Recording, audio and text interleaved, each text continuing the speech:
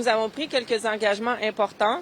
Le premier, bien qu'il y ait actuellement certaines structures qui existent de concertation puis de gestion en termes des organismes et des gens du milieu, nous, ce qu'on souhaite, c'est vraiment mettre en place une coordination des actions, un groupe tactique de coordination pour s'assurer que le niveau politique décisionnel est autour de la table pour qu'on puisse rapidement faire avancer des décisions. Je me plais à dire qu'à chaque fois, je trouve ça quand même assez ironique qu'à chaque année, on se dit, ben l'hiver s'en vient, puis qu'on est à chaque année en train de se poser la question, qu'est-ce qu'on va faire sur les haltes chaleurs, qu'est-ce qu'on va faire sur les refuges. Et je pense qu'on doit avoir une vision à long terme puis donner de la prévisibilité. Mais ça se fait aussi à l'intérieur d'une structure où on se parle puis on coordonne nos actions concrètes et ce qu'on a appelé le groupe d'intervention tactique. Et c'est la première chose qu'on va faire le jour 1 de notre élection. C'est ce qu'on a dit, moi, Claude et Benoît, qu'on allait mettre sur pied très rapidement.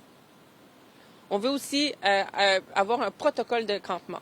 Qu'est-ce que ça veut dire? Ça veut dire qu'on doit s'entendre sur des principes directeurs. Et les principes directeurs, c'est un encadrement humain. Donc, comment on s'assure que les gens sont traités avec dignité. Comment on assure que les alentours des campements sont sécuritaires, qu'ils sont propres. Comment on établit une collaboration étroite avec tous les partenaires qui sont autour des campements dans différents quartiers. Et comment on est à l'écoute de ce qui se passe à tous les jours et comment on assure une transparence aussi.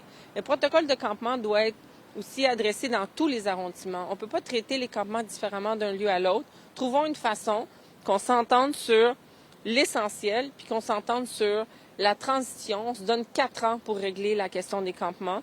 C'est pas une baguette magique, mais c'est certainement une intention de travailler ensemble pour y arriver. Se donner les moyens et donner les moyens aux organismes qui agissent sur le terrain. On l'a déjà annoncé, on s'est engagé à tripler le budget de l'itinérance à Montréal, donc passer de 9 millions à 30 millions par année, soit 120 millions sur 4 ans. Il faut qu'on donne l'assurance aux organismes communautaires que l'argent va être là. Elle va être là pour, embaucher des travailleurs de rue, donner le soutien psychosocial que les campements et nos personnes en itinérance ont besoin.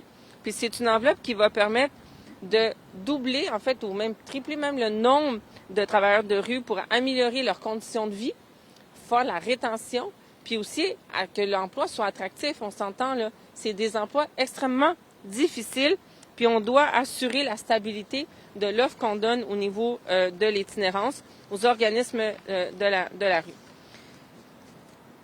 Vous savez, moi, j'ai été députée d'Hochelaga pendant presque 6 ans. Et à chaque année, on a vu les campements sur la rue Notre-Dame. Et encore aujourd'hui, c'est vraiment une crise, comme tu disais, Benoît, humanitaire qu'on vit dans nos rues. C'est une crise de la rue. On doit s'assurer que nos Montréalais, nos citoyens montréalais qui dorment dans la rue sont en compagnie. Les citoyens montréalais et l'ensemble, moi, ce que j'entends, c'est que c'est une responsabilité qui ne peut pas être juste la responsabilité de Québec. C'est dans nos rues, c'est dans notre ville, c'est notre responsabilité à nous de le faire. Malheureusement, dans les 8 dernières années, j'ai été témoin moi-même des démantèlements de la rue Notre-Dame. Ça n'a pas réglé la question.